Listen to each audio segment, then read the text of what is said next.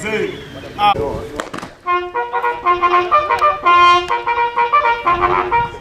Santé. Ah.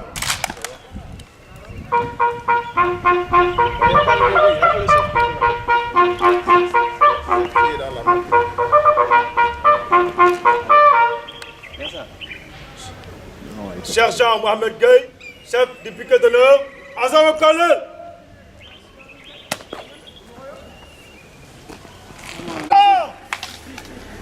Je vous présente le nouveau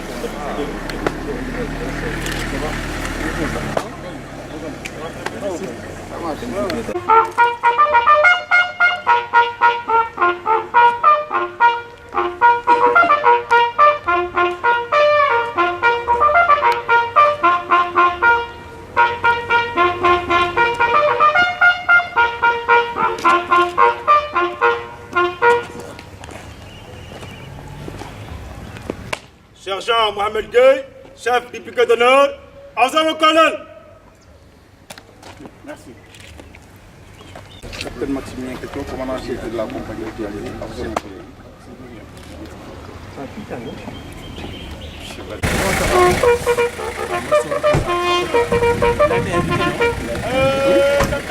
Le mec, il est hors du cinéma. Ah, il est hors du il me parle. Alors, mon collègue. Comment vous allez? Ah, ça c'est grave. Ça c'est grave.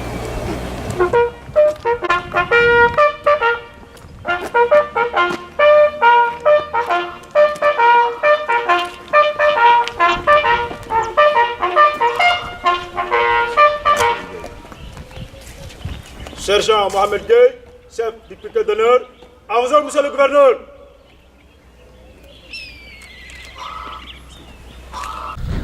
Nous nous connaissons depuis une trentaine d'années maintenant que nous cheminons ensemble.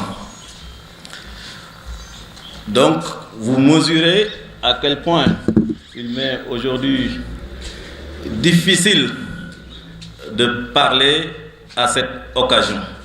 Puisque au-delà des relations de travail, d'autres relations nous lient, des relations de sincère fraternité et de camaraderie. Donc, je m'en vais très brièvement vous parler du colonel Gueye, même si je sais qu'en son fort intérieur, il n'aime pas qu'on parle de lui, mais le devoir m'exige de le faire. Parler du colonel Gueye, parler de ses réalisations et terminer sur les perspectives. Donc le colonel Gueye,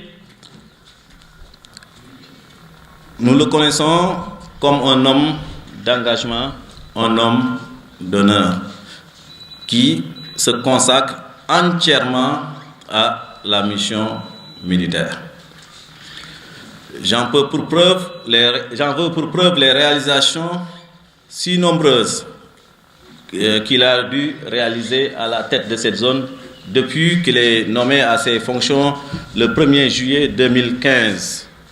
Il suffit d'avoir connu le camp ou la base aérienne de Thiès il y a quelques années, et si vous la visitez aujourd'hui, vous voyez ces multiples chantiers et réalisations qui sont largement dus à son initiative personnelle.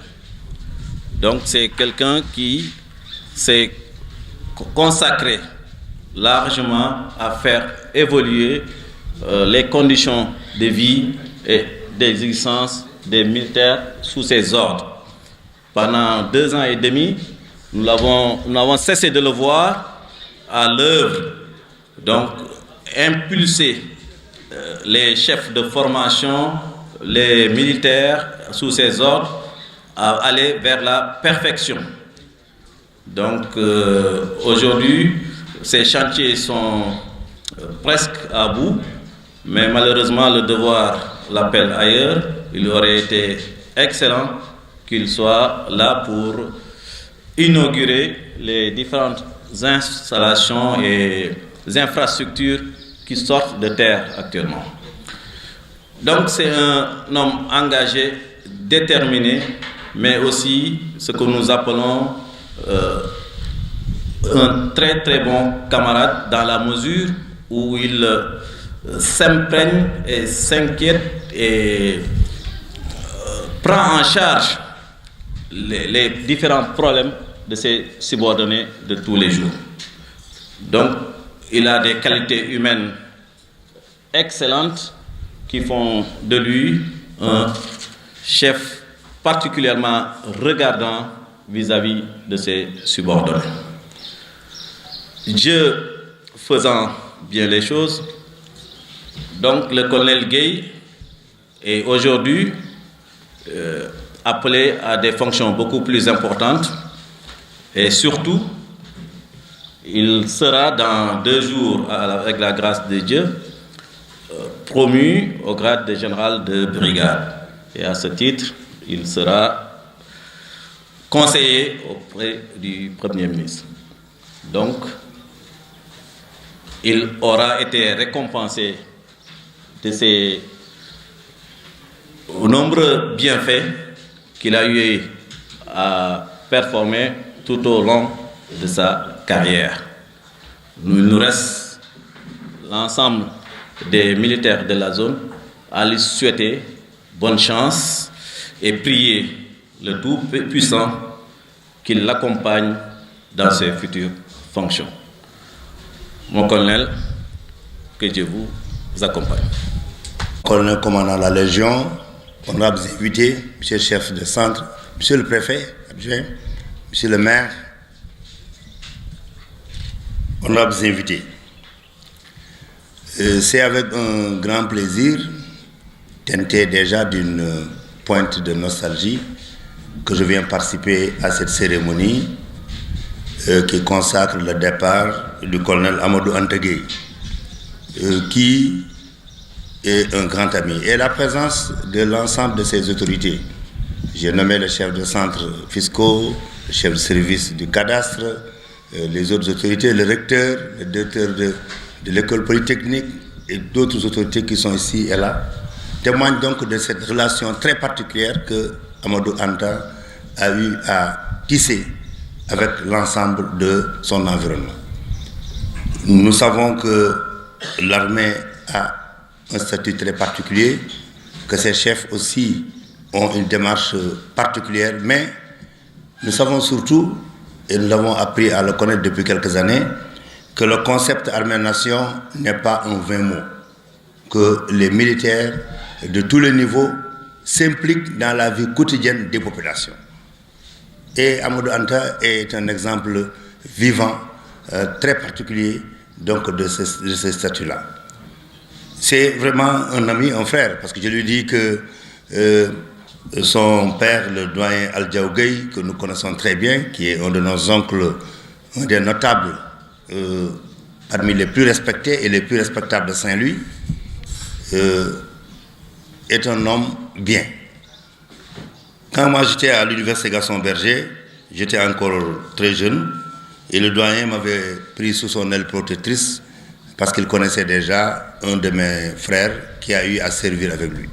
Et depuis, cette relation n'a pas bougé, qui plus est déjà, dans la famille d'Amadou Anta, le colonel, le commandant de la zone sortant, nous avons déjà d'autres relations. Tout cela fait que, aujourd'hui, je considère que c'est un ami, un frère qui est en train de partir. Mais, je dis que c'est un test de nostalgie, mais pas de tristesse. Il y a des départs où vous êtes triste et vous êtes nostalgique. Mais là, je veux peut-être pas plus avoir sous la main un ami qui était juste à un mur près, avec lequel j'ai changé longtemps, avec lequel mon épouse échangeait, avec l'épouse de laquelle j'ai changé. Mais, donc il va se retrouver dans une autre position, à une autre station, où il devra encore servir davantage son pays, et j'en suis certain. Donc je voudrais vraiment, aujourd'hui, me féliciter de cet état de fait, le féliciter. Le colonel Sarr l'a dit tantôt, c'est difficile de répéter, mais comme on dit, la répétition est pédagogique, parce qu'au moins celui qui dit quelque chose et qui le répète, c'est qu'il y croit au moins. Et les qualités professionnelles, je pense que le meilleur moyen de le prouver, c'est sa promotion dans les plus hautes fonctions au niveau de l'armée et de se trouver aux côtés de M. le Premier ministre, chef du gouvernement, pour la mise en œuvre de la politique de M. le Président de la République. Ça, ces qualités professionnelles sont indéniables.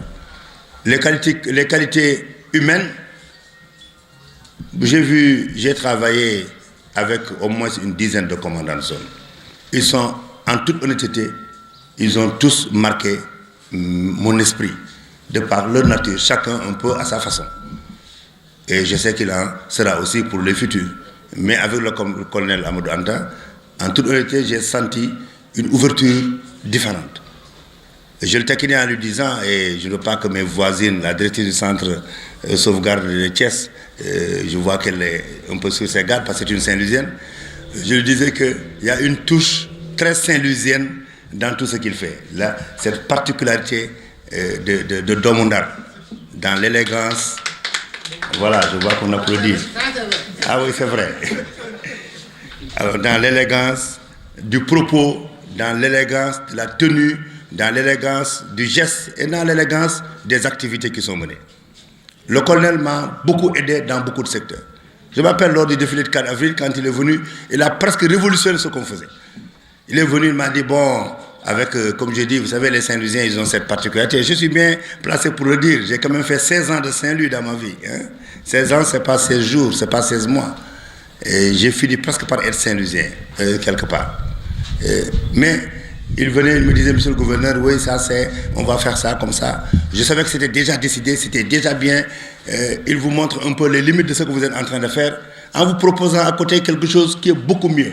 À telle enseigne que vous n'avez même pas le droit, pour ne pas dire que vous n'avez même pas envie de discuter ce qu'il vous propose. Tellement c'est bien réfléchi, et je pense que je vois Pascal qui hoche la tête, ça signifie qu'il est d'accord avec moi, et tous ceux qui sont ici aussi, je suis sûr, sont d'accord avec moi, et que le colonel Sarr l'a dit tantôt. Donc cette particularité, cette volonté de toujours bien faire, le pousse même à être perfectionniste. Dans les manifestations, à notre niveau de responsabilité, on est plus dans la stratégie que dans la gestion des événements. Mais le colonel, lui, il descendait, il me disait, bon, gouverneur, ce n'est pas la peine de venir, bon, je vais voir avec les gens. Et lui, il restait. Il veillait sur chaque détail. Et on sait, et on le dit toujours, chaque détail est important. N'est-ce pas, monsieur le directeur de l'école polytechnique? Parce que le diable est dans les détails. Dans chaque manifestation, parfois c'est un petit détail que vous négligez et c'est le diable qui est dans ça. Pourquoi j'ai dit monsieur le directeur de l'école polytechnique? Parce que l'autre jour, j'étais venu à votre école et j'ai vu l'histoire du forgeron qui n'avait pas bien serré le clou. Hein? Et donc, pour montrer l'importance de chaque détail. Un forgeron qui a négligé de serrer le clou sur les pieds d'un cheval. Donc, finalement, le cheval est tombé, il était monté par un chef, le chef a raté la guerre et la guerre a été perdue, le pays a été colonisé et le forgeron a été ruiné. Il y a toute une chaîne là qui montre l'importance d'un détail. Par un détail, toute la chaîne s'est emballée et on se retrouve. Donc les détails sont importants. Et le Comzone, qui est ici présent, fort heureusement, comme beaucoup d'ailleurs de mes chefs de service qui sont ici, Diouf me regarde avec insistance, on le critique d'ailleurs pour cette manie très forte qu'il a sur le détail lui aussi, et qui est bien, ça me rassure. Donc, il est de cette nature-là. Donc les qualités humaines sont là, mais la rigueur militaire est là. Et c'est tout cela qui fait qu'aujourd'hui, nous ne sommes pas surpris que vous puissiez, mon colonel, arriver à ce stade-là. Et nous voudrions vous féliciter, souhaiter que Dieu vous accompagne dans votre mission. Et rendre aussi un hommage très particulier à votre épouse. N'est-ce pas? Parce que les Seigneurs disaient avant, derrière chaque grand homme, nous les Peuls on les a rectifiés, on a dit qu'à côté, parfois devant d'ailleurs, chaque grand homme, il y a une grande dame. Et nous savons que votre épouse et votre famille vous ont beaucoup accompagné. Moi déjà, je ne suis pas dans l'armée, donc mes fonctions si contraignantes sont-elles, le sont encore moins pour vous.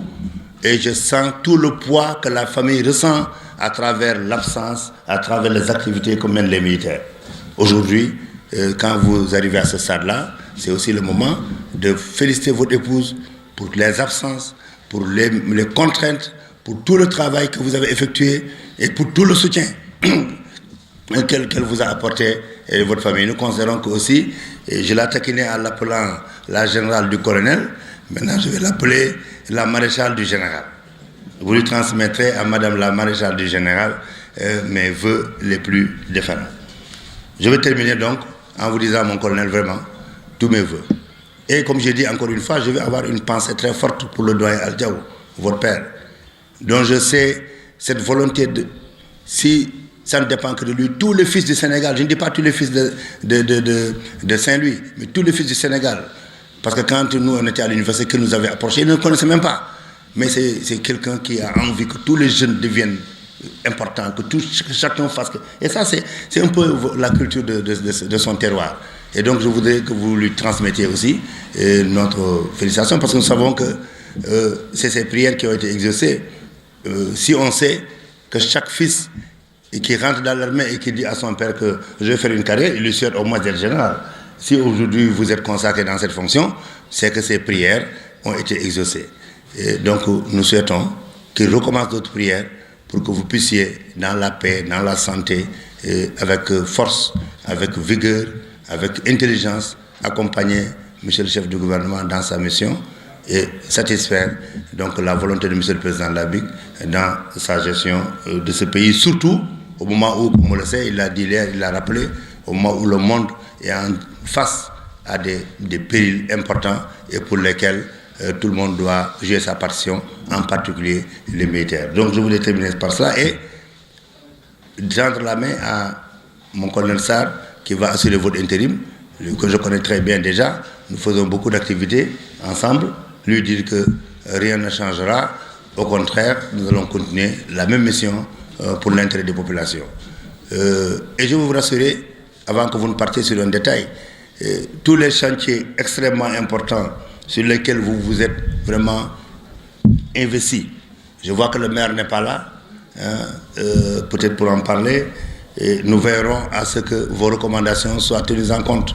Je me rappelle très bien cette occupation particulière des zones, de la zone militaire, avec cet envahissement,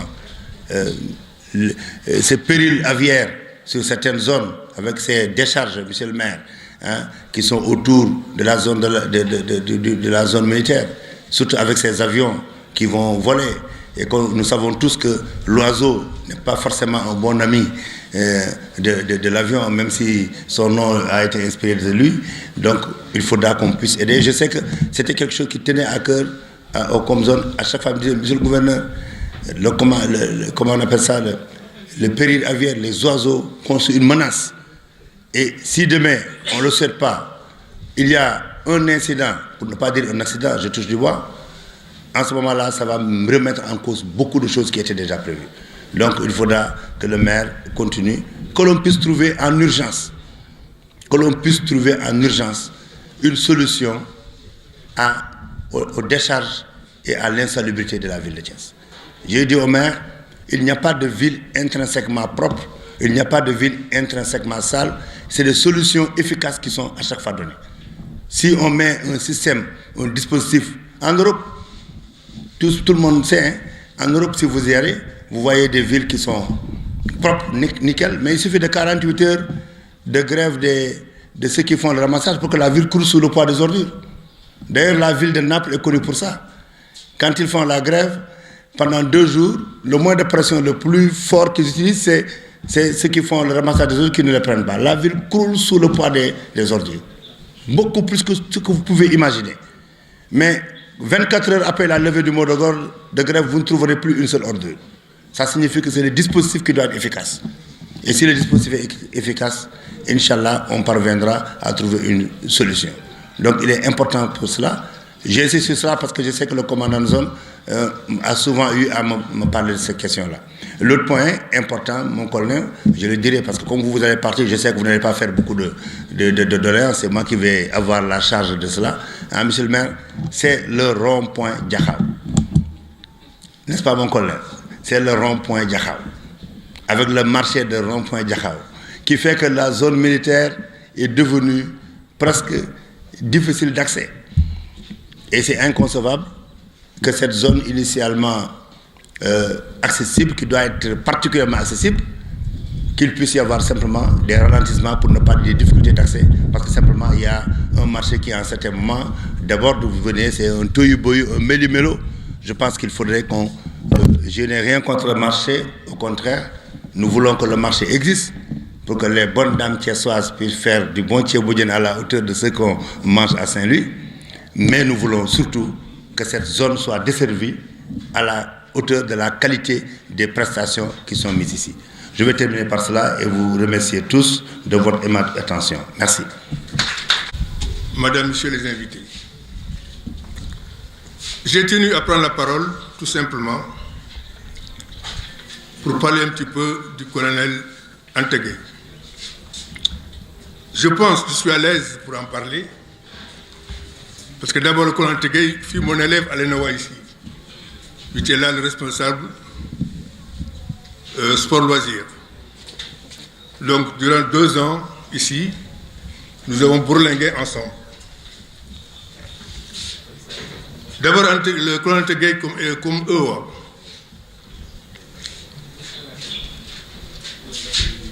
Particulièrement parce qu'en fait, comme je dirige la division sport, je ne parlerai que du sport, bien entendu. Un jour, nous avions des compétitions sportives ici, à cette piscine-là. C'était une des compétitions intercorps. Et il nous fallait gagner des médailles. En ce moment-là, je ne connaissais pas bien la capacité du colonel Gueye. Comme par hasard, dans les papiers, j'ai vu que c'était un Saint-Louisien. J'ai dit, écoutez, un gars de Saint-Louis doit savoir nager. Et je l'ai mis dans l'équipe.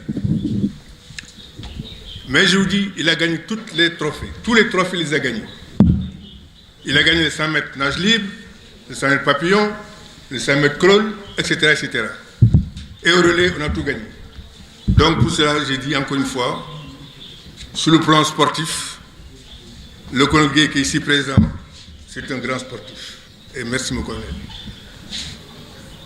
En deuxième volet, je parlerai de, comme l'a dit monsieur le gouverneur et le colonel commandant Le Camp, de ce qu'il a fait pour les anciens combattants de Thiès. Le colonel Gueye, lorsqu'il a pris son commandement de la zone numéro 7, il n'a pas tardé à nous créer une visite de travail. Nous l'avons reçu dans la maison du combattant. Je l'ai exposé comment la maison du combattant fonctionne par rapport à nos collègues français. Parce qu'en fait, cette maison englobe les anciens combattants français et les anciens combattants sénégalais. Après mon speech, évidemment, j'ai dit mes problèmes. Parce qu'on a eu d'énormes problèmes dans cette maison. Et sa prise de commandement a coïncidé avec mon élection à la tête de la région sur les anciens combattants. Et par la suite, évidemment, je suis nommé président des anciens combattants du Sénégal. J'ai dit au colonel Gueye, voilà cette maison que nous a léguée nos collègues français. Mais actuellement, on a tellement de problèmes, on a des réparations à n'en plus finir, les murs ont besoin d'être badigeonnés, etc., etc. Il m'a dit, Djadji, c'est un problème que je vais régler rapidement. Comment il a fait? Dans un premier temps, il m'a dit, voilà, au niveau de l'état-major des forces armées, il y a beaucoup de Thiessois qui sont directeurs de service. Beaucoup. Et ça n'a pas tardé. Des correspondances ont été faites et il les a acheminées à bon port. Son coup de téléphone également a payé. Parce que, en un temps record, la maison du combattant a été mise à neuf. Les réparations ont été faites. Quand vous rentrez actuellement dans la maison du combattant, il fait bon de vivre là-dedans. Donc tout ça, c'est à l'actif du colonel Gueye. Tout récemment, notre infirmerie a peiné parce que l'état-major a chopé notre infirmier pour le mettre au recrutement. Nous avions des malades où il n'y a pas d'infirmiers et c'est emmerdant. Nous avons des anciens et des civils, etc. Parce qu'en fait, au niveau de la maison du combattant, nous gérons un poste de santé. Alors, tout j'ai pris mon téléphone et j'ai appelé le colonel Gueye. Je lui ai exposé le problème, etc., etc. Mais je suis étonné, 1 heure après, je vois un sergent commando qui arrive, sergent tel, infirmier, désigné par le médecin-chef. Je dis bravo, mon colonel. Vraiment, j'ai dit, comme on dit chez les parents, vous avez de la gueule. Donc, mon colonel, sans trop parler de vous, parce que parler de vous, je serai là jusqu'à 2 matin pour en parler. Je vous souhaite, mon colonel, bientôt général, bien sûr, d'abord un bon vent, on dit souvent les gens qui partent, mais surtout que Dieu vous accompagne dans vos nouvelles fonctions. Mon colonel, vous êtes très militant, ça il faut reconnaître, pour le dire, vous êtes très militant. Et vous êtes également très efficace, vous êtes opérationnel. Donc encore une fois, mon colonel, merci. Monsieur le représentant du maire, monsieur le commandant de Légion, monsieur le commandant du camp et chargé de l'expédition des affaires courantes de la zone dans quelques instants. Monsieur le chef de service, je suis très satisfait de voir mon ami Pascal Diouf et Mbaye d'urbanisme, parce qu'il faut dire qu'il n'y a pas une semaine où je ne les ai pas talonnés.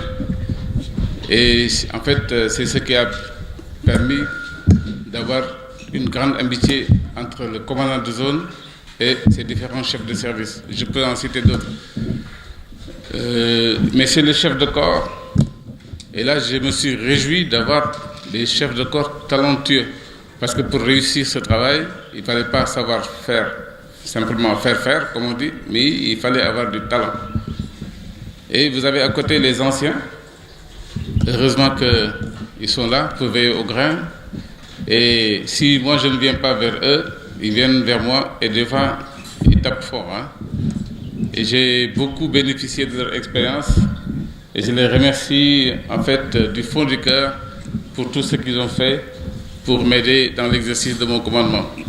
J'ai également tous les chefs de service, j'ai les dames, Madame Dieye, avec qui j'ai partagé 4 ans à la faculté de droit, Madame Sow, qui nous a aidés avec les veuves, et Madame Niang, que j'ai retrouvée il n'y a pas longtemps grâce au gouverneur, et parce qu'elle voulait un drapeau, parce que son drapeau était un peu émoussé, et puis le gouverneur lui a dit d'aller à la zone. Et c'est ainsi qu'on lui a offert un drapeau. Et je profite de l'occasion pour dire également aux autres chefs de service de Thiès qui ont des drapeaux qui ne sont pas très bien colorés, on a encore quelques réserves, vous pouvez passer les prendre. Il y a également, messieurs les chefs d'entreprise qui travaillent à la base.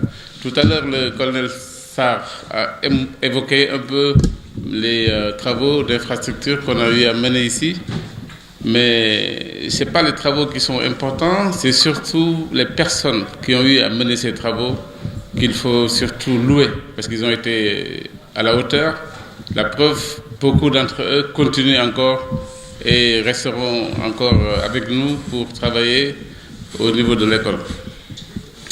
Je voudrais également parler aux sous-officiers et aux soldats de la zone, parce que nous avons également commandé des hommes de troupe, des sous-officiers. Et ce que j'ai constaté à Thiès, qui est une grande ville de garnison, c'est la grande discipline. Je suis étonné aujourd'hui, pratiquement après 2 ans, pour ne pas dire 24 mois, d'avoir pas été confronté ici à Thiès à des problèmes de discipline. Et si cela est, c'est parce que nous avons à la tête de notre formation des gens compétents et qui savent vraiment mener les hommes. Donc bravo, messieurs les chefs de corps. Je dois beaucoup à Thiès. Le major Diadi, tout à l'heure, a rappelé ce qui s'est passé derrière la piscine, mais il n'a parlé que du bon côté. Il n'a pas parlé du côté où c'était des répétitions, des entraînements de jour comme de nuit. Ça n'a pas été facile. Bon, mais ça m'a permis de savoir que, avec l'effort, on arrive toujours à vaincre l'impossible. Et donc, rien qu'au sport, on peut apprendre beaucoup de vertus. Donc, à Thiès, j'ai été à l'ENOA. Je suis revenu après pour faire l'application. Après l'application, je suis revenu encore à l'ENOA comme commandant de compagnie. Et je suis revenu une 5e fois ici comme commandant de zone. Donc je peux dire que je devais beaucoup à Thiès. Et quand on était élève ici, on avait un chef de section. Il est général aujourd'hui, il s'appelle général Wad Alioune. Il habitait la base, mais il fréquentait la ville. Mais pour aller en ville, il ne passait pas par la route, il passait par le canal. Et nous aussi, on passait par le canal. Donc, il arrivait souvent qu'on se rencontre, et chaque fois qu'on se rencontre, ce n'était pas bon pour nous parce que c'était demi-tour. Mais nous, on se disait tout le temps, mais pourquoi, bon Dieu, ils ne font pas un mur pour nous empêcher de sortir? Il n'y a pas de mur et on veut nous empêcher de sortir, ce n'est pas possible. Et on est venu commandant de zone, on ne pouvait pas continuer à accepter qu'il n'y ait pas de mur de clôture, parce que nous avons reproché à nos anciens de ne pas faire le mur, parce qu'à l'époque, ils étaient au commandement. Et quand nous, notre tour est venu, on s'est posé la question de savoir, et si nous ne faisons pas le mur, ça veut dire que nous n'avons pas été sérieux quand on reprochait aux anciens de ne pas faire le mur. Bon, c'est ainsi qu'on a décidé de faire le mur. Au début, on a posé la question aux autorités militaires, mais ce n'était pas une priorité. Alors, on s'est vu avec tous les chefs de corps. On a dit, qu'est-ce qu'il faut faire? Nous avons besoin du mur, il faut le faire. Et ils ont accepté de prendre une partie de ce qu'ils ont pour cotiser et construire le mur. C'est ainsi qu'avec l'entrepreneur Diop Sow, avec des prélèvements mensuels, nous avons démarré un mur, kilomètre après kilomètre. Et un jour, il y a un chef de corps, je ne citerai pas son nom, mais il est cavalier. Il m'a dit au téléphone, mais mon colonel, les coupures là, quand est-ce que ça va s'arrêter? Je lui ai dit, peut-être que vous ne serez plus là, peut-être que moi je ne serai pas là, mais en tout cas le mur sera bien là. Donc laissons passer les coupures. Et je crois que jusqu'à présent, Madame, on continue les coupures. Hein?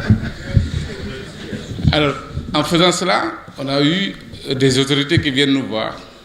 Et chaque fois qu'ils viennent nous voir, on leur dit un peu ce qu'on est en train de faire. Parce qu'on ne peut pas tendre la main. Nous, on dit, on fait avec ou sans l'aide des autres. Et c'est ainsi que le général Biram Diop, commandant de l'armée de l'air, et qui a pratiquement tous les hélicos et les avions et l'école de l'air, est venu pour visiter ces infrastructures. Et nous lui avons dit, il est facile pour quelqu'un, à partir de la route de Mont-Roland, de traverser, de saboter les hélicos et de s'en aller. Et personne ne pourra rien faire contre lui. Par contre, si on a un mur là-bas, ça pourra peut-être dissuader. Et c'est ainsi que le SEMER a finalement accepté. Ça fait 14 km, hein? Mais là, on en est à peu près à 10, il ne reste pas beaucoup. Et je crois que bientôt les coupures seront finies parce qu'il ne reste que 4 km. En dehors de ça, nous avons également, comme je l'ai dit tout à l'heure, dérangé beaucoup le conservateur, le directeur de l'urbanisme et le directeur du cadastre. Parce que, en fait, nous avons un grand domaine militaire à Thiès. Ce n'est pas seulement le péril aviaire. Le péril aviaire est moindre par rapport aux problèmes qu'on a à Thiès. En fait, après les indépendances, les militaires français sont restés à Thiès jusque dans les années 70 et après ils ont quitté. Quand ils ont quitté, c'est les civils qui sont venus pour occuper les environs, le SNEPS et d'autres écoles et les lycées, les professeurs du lycée Malexi. De telle sorte que, monsieur le gouverneur, tous ceux qui vous ont précédé à l'époque ont dit aux gens, écoutez, il n'y a pas de militaires, les Français sont partis, donc il vous suffit simplement de débroussailler pour avoir votre champ. C'est ainsi qu'on s'est retrouvé avec beaucoup de gens dans le domaine militaire. Alors, quand je suis arrivé à Thiès, j'ai envoyé une lettre au receveur, très poli, pour lui demander est-ce qu'il pouvait me donner l'assiette de la zone, qu'est-ce que nous avons ici. C'est ainsi que j'ai découvert que, en fait, tout ce qu'on avait était resté intact, malgré la présence des gens. Et j'ai eu également à utiliser le chef de l'urbanisme et du cadastre pour confirmer cela. Et depuis, nous essayons, avec le maire, avec tout le monde, de sensibiliser les gens sur la nécessité de préserver ce domaine militaire. Pourquoi la nécessité? Parce qu'aujourd'hui, nous faisons face à un danger qui est le terrorisme. Tout le monde en parle. Aujourd'hui, on est au niveau du forum. Mais pour combattre le terrorisme, il faut avoir des troupes avec des capacités nouvelles, avec des moyens de combat nouveaux. Nous avons la chance ici, à Thiès, d'avoir les écoles, d'avoir les unités de réserve générale, mais d'avoir également un centre d'entraînement tactique, c'est le numéro 7, où passent toutes les troupes, et même des troupes étrangères, pour s'entraîner. Mais malheureusement, ils s'entraînent dans un terrain qui est de plus en plus occupé par des civils. Et comme je disais une fois à un marabout qui m'a dit chaque année le Comzone m'autorisait à cultiver dans cette partie, mais je lui ai dit simplement, mais moi je n'ai rien contre ça. Mais ce qui va se passer si aujourd'hui les gens occupent le terrain, c'est que les militaires ne pourront plus s'entraîner. Et ne s'entraînant plus, ils ne seront plus aguerris. Et au premier coup de feu, ils vont tailler la route, comme on l'a vu dans beaucoup de pays. Donc donnons à nos soldats la chance de s'entraîner pour être efficaces en vue de mieux vous défendre. Je crois que le marabout l'a bien compris parce qu'il m'a dit, on ne m'a jamais dit ça, on ne m'a jamais parlé comme ça. Et je lui ai dit que s'il ne s'agissait que de cultiver, moi, commandant de zone, je dispose de toutes ces terres et j'ai tous les moyens pour faire cultiver. Mais ça passe à l'intérêt de la nation. Ça, c'est l'intérêt du commandant de zone et ça passe après l'intérêt de la nation. Et je crois qu'il a bien compris tout cela. Donc, monsieur le gouverneur, vous avez compris l'importance que revêt la région de Thiès dans le dispositif militaire.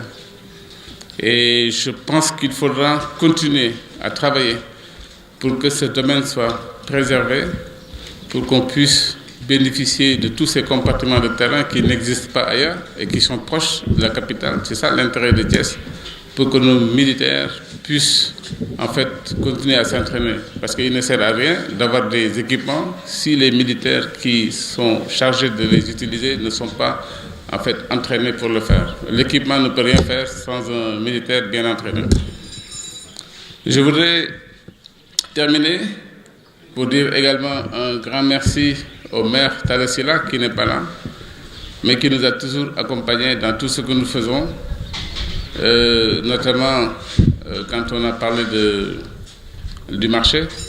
Mais maintenant, plus que le marché, nous avons pensé à l'axe qui quitte le Diakhao pour aller vers l'école polytechnique, qui a plein de nids de poules. Et nous avons parlé de ça la dernière fois pendant la journée des forces armées. Et nous avons eu la promesse devant le gouverneur que ça sera pris en compte. Donc, Suleiman, je pense qu'il faudra bien voir ça, parce que c'est un axe d'entrée. Si le marché est bouché, la voie la plus simple, c'est d'utiliser la voie de l'EPT. Et comme la voie n'est pas très bien, ça gêne un peu. Donc, maintenant, si on arrive avec la Géroute à régler ça, ça facilitera l'accès au camp. En tout cas, je voudrais dire que Thiès m'a toujours porté bonheur.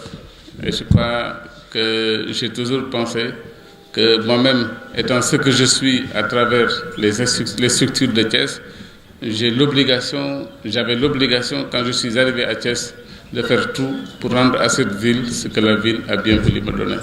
Pour tous ceux qui sont là ce matin, de dire un grand merci à mon nom personnel et au nom de toute ma famille. Et surtout à mes proches subordonnés de la zone, parce que je sais que ça n'a pas été facile avec eux, mais ils ont tout supporté. Je pense aujourd'hui particulièrement au colonel Maurice Ndion, qui est en mission au Soudan, et au colonel Mamadou Diouf, qui a été mon officier log et qui est présentement au niveau du ministère de l'Agriculture. Merci à tous d'être venus.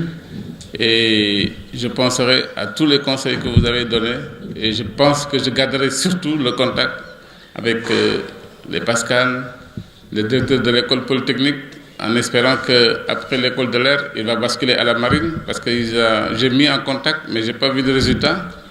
Monsieur le recteur, en souhaitant que l'université de Thiès, monsieur le gouverneur, il y a une partie du domaine militaire qui se trouve entre l'université de Thiès et les rails. C'est une partie qui n'est pas utile pour nous, mais qu'on a laissée vacante et que petit à petit, des populations sont en train d'occuper. Et je pense qu'il faudrait, dans l'utilité de la nation, pour l'utilité de la nation, donner cette partie à l'université. Et ils ont tenté, ça n'a pas trop marché, mais il ne faut jamais se résigner. Je crois que l'université de Thiès a besoin encore de plus d'espace pour occuper en fait ces espaces non occupés par l'armée et qui sont dans le domaine militaire. Merci pour tous, merci pour nos entrepreneurs. Et je voulais avoir un dernier mot pour les eaux et forêts. Le colonel a dit aujourd'hui représenté par le colonel, parce que ici à Thiès, nous avons entamé quelque chose qui est important. Chaque année, on mène de grandes opérations de reboisement. Et Suleiman, je pense qu'il faudra qu'on maintienne cette activité de reboisement. Cette année, l'année dernière, on l'a fait au CET7, cette année au Morolan, cette année au CET7, et on a envisagé l'année prochaine de le faire chez vous, à l'école de l'air. Je pense que dès à présent, il faut déterminer l'endroit et en liaison avec nos amis des eaux et forêts qui sont déjà à Guéréo, parce qu'on a un centre aéré en cours de finition avec Diopsao. Et là, on a 200 palmiers qui sont là-bas. Et il y a 60 qui ont été enlevés ce matin. Et je crois que l'un dans l'autre, il faudra toujours travailler avec les eaux et forêts. Parce que chaque année, ils envoient ici à l'ENOA, avec le colonel Koïta, des gens en formation. Donc c'est un partenariat qui est très bien.